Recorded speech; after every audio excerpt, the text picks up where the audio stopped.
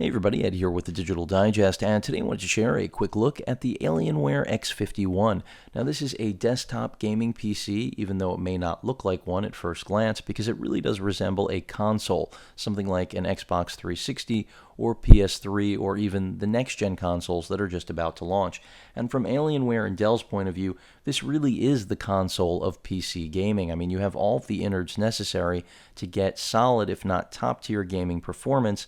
Of course, you're not going to be able to stick a Titan in one of these micro desktops, but whether you want to use this as a home theater PC, granted in this configuration a very powerful one, that's why they do offer it in configurations ranging from i3, i5, and i7, and then graphics options. I mean, all of the usual Dell options are there. Of course, they do pre-select the components, so they do some of the shopping for you, but you do have some options. So let's talk about those options. You're looking at the front bezel of this case, which is where your slot loading DVD or Blu-ray drive, of course, that's one of the customizations, is going to be mounted right there. No Blu-ray write-capable drive even to this point, even though we're on the R2. That's the second revision, second edition of the X51, since this has been in the marketplace for a while. Still unmatched, by the way, in its form factor and performance class. That's one of the reasons it really appeals to me. That's one of the reasons that I'm sharing it with all of you today, because there's really nothing else like it out there. It is pricey. There's no question about that. Even a Core i3 configuration, the least expensive, is going to be expensive when compared to something like Dell's very own 8700 series, which is a desktop that is more performance-oriented but doesn't carry the Alienware name nor this form factor, so they really shouldn't be compared. The X51, again, in a class of its own, so don't bother really trying to compare this to anything else. So what else do you get in here? Well, you can, of course, get the latest Haswell i7, along with right now Dell's offering the new standard card in here, which replaced the GTX 660, is the 760, a gig and a half of RAM. I would have liked to have seen them make that 2, if not even 3, but you have to remember these systems only have a 330 watt power supply, which makes them inherently far from ideal for being a power centric system. This is not a 1,000 watt system. After all, look at the form factor.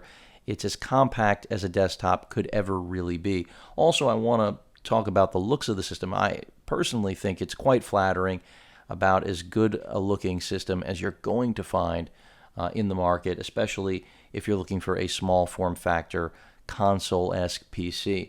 But that doesn't mean that it actually slacks when it comes to performance. So as I mentioned, Haswell i7, up to 16 gigabytes of RAM, DDR3 of course.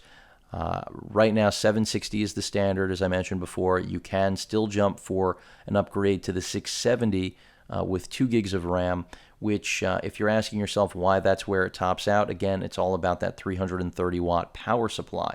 Whether or not the next revision of this will offer an even larger supply is clearly a matter for Dell to figure out, but I do expect that NVIDIA is going to continue to innovate when it comes to low-powered, high-performance graphics cards, much like the brand new 760 that launched over the course of this summer, and that's one of the cards that really makes this system a whole new beast than it was even back at launch. So where it once was a great performer with an i7 and a GTX 660, you can now have a Haswell i7 with a 760.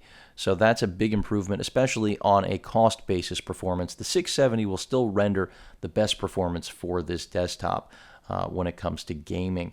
In terms of onboard storage, I have a 2 terabyte drive in here. Of course, you can custom configure this with an SSD as well as a traditional hard drive for storage capacity. Wireless chipset. The older chipset was the Dell 1500 series, which was limited to single band ABGN connectivity. You now have in the newer build, again, that's the R2 that Dell is currently selling new. You won't really find that in Dell's outlet. You can still find both of these systems through retailers, as I mentioned before, but that newer system does carry the 1700 series wireless chipset, so you will have dual band Wi-Fi connectivity, including AC. So that next-gen Wi-Fi is something that the X51 supports, and it should, because look at this form factor. It's all about that capability of going anywhere in your house, whether it's on a a shelf rack for your home theater system equipment, or in a bedroom even, small office, college student in a dorm, wherever this is going to go, you're going to get the best performance, at least for its actual form factor. So really the only place you're sacrificing anything is upgradability. That's all the more reason I'm going to recommend that you should probably get the best spec'd machine that you can from Dell or the retailer of choice that you choose, because even though RAM is clearly something that's very easy to upgrade, almost everything in this machine is easy to upgrade, by the way. That's part of the Alienware brand, for those of you not familiar with their lineage, since they were acquired by Dell back, I believe, in '06. But they've always been one of the best manufacturers out there, at least when it came to gaming and performance, and that hasn't been lost with Dell, in my opinion. Certainly a different approach and strategy and volume. The numbers are a lot greater, but overall, just a really solid rig in its price point, because it is an overall value. When you think about Alienware, this is the least expensive way to get into an Alienware desktop, ranging from around $850 all the way up to $1,500. So if you're going to go all out, best graphics card, 2 terabyte drive, Windows 7 Pro or 8, the cost is the same. It's a wash right now, as well as the 16 gigs of RAM, and of course that 670. You're going to be looking at around $1,500 retail, or a little bit less depending on what they're doing in terms of sales, Dell Direct, that is. But let me give you a tour of the rest of the hardware. What's great about this system is that it can also be positioned standing up or laying on its side. So essentially, this is how I've been using it, standing upright. It's just in my workspace, the most space-conscious mode. But for those of you who do plan to put it on a shelf, like I mentioned before, with your home theater system equipment, even the Alienware logo up front, the alien face, the head, actually rotates in order to actually accommodate that ability. So let's say we have it on its side. You can just rotate. We'll see if I'm going the wrong way. It locks into position, the Alienware logo. So it will adapt to either environment. As you may have noticed, besides the Blu-ray drive that I have on here, wish they would incorporate a writable drive, even though that's probably not a very popular option, and one of the reasons it's not already integrated. You've got your microphone as well as headphone jack, and then 2 USB ports, all ventilation up at the top. We do have the power button right here at the front end. That was another part of the front design. And then we have a lighting array, like most Alienware systems, which you can see flanks both sides of the system. And that can be controlled. You can select pretty much any lighting environment theme that you desire. A little bit of customization there. You can work around. I'm not sure it's actually offered by Dell directly in the settings, but I've read about plenty of workarounds where you can use the lights to indicate different things, whether the computer's in standby mode or when it's been woken up, basically to give you a cue on actual activity, which is kind of cool. On the back side, where all the action is actually happening, you can see we've got basically all of the board activity up at the top of the system on the right-hand side. So whether we're talking about SPDIF out, our USB port array, as well as HDMI out, because remember, we do have both discrete and integrated video here. The Intel board starting with last year, really some strong integrated performance. So even if you decide you want to upgrade your graphics card and temporarily you don't have a card, you will still have that HDMI output right there from the Intel integration. So that's definitely a good thing. Your Ethernet jack, as well as all of your audio out jacks for your gaming sound experience, because of course Alienware has to provide a well-rounded experience, not only in the graphics department but also the audio department. And then finally we've got our graphics card, which depending on what configuration you go with will give you different outputs. Here I've got dual DVIs, as you may have noticed, as well as HDMI and a display port out. So then finally on the left hand side we have the actual power port. A relatively large external brick comes with this, but that's to again accommodate for the fact that the size on this is so minimal. So really the question is, who is this designed for? Who is this going to appeal to directly?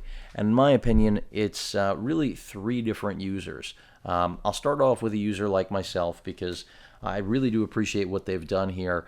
I've got a powerful desktop that has been shrunken into not only a great size, but also an attractive package that actually looks good in my office and performs, or I should say, it does carry performance to match. Now, this really does satisfy everything I need from video encoding because of the i7 in here performing relatively well with that, even to some light gaming.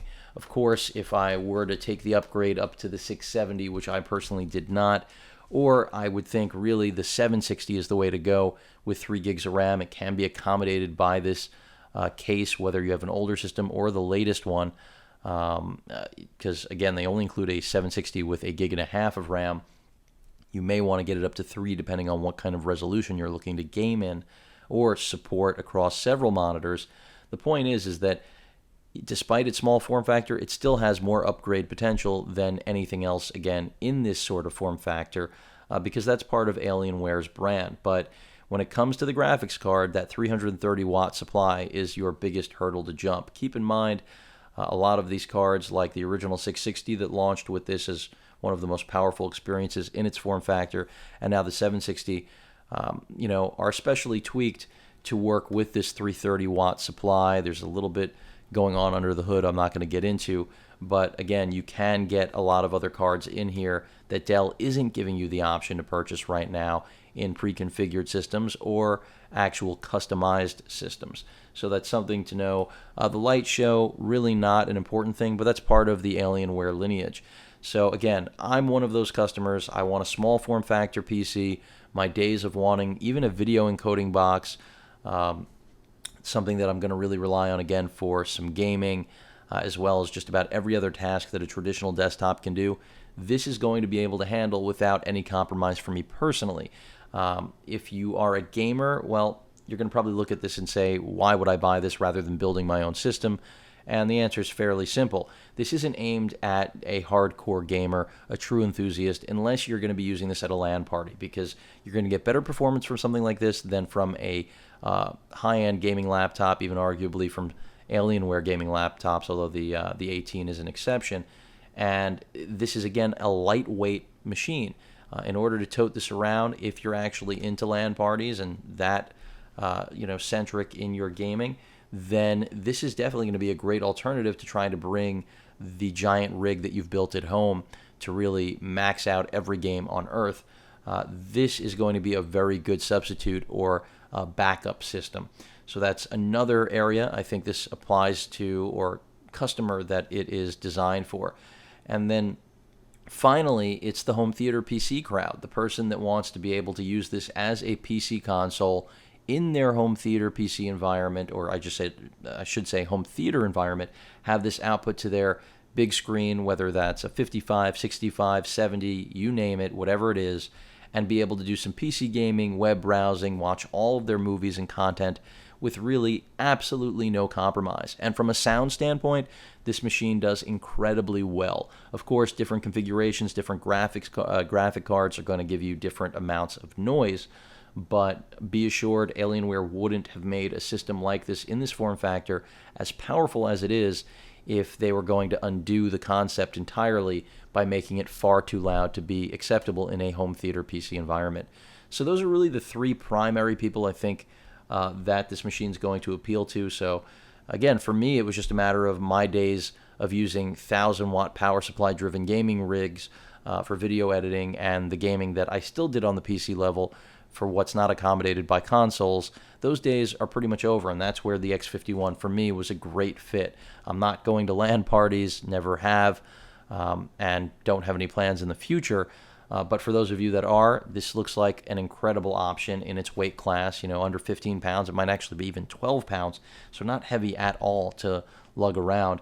And then again, home theater PC users, I challenge you to find a better made, nicer machine that really is going to give you the value that this does, even with the Alienware tax, so to speak, that you're paying for that brand name. And like I mentioned before, the light show is just a nice touch. Build quality solid. It is predominantly or almost all plastic, but ventilation, again, really solid. If I flip it over, even on the bottom here, again, we've got a mirror on the ventilation that really reaches around the entire system. And that's where this really does look a lot like a console. So overall, really like what Dell has put together here with the X51, and that's why I'm sharing it with all of you. I really think it's best in class if you're looking for the most punch in the most compact form factor in the marketplace.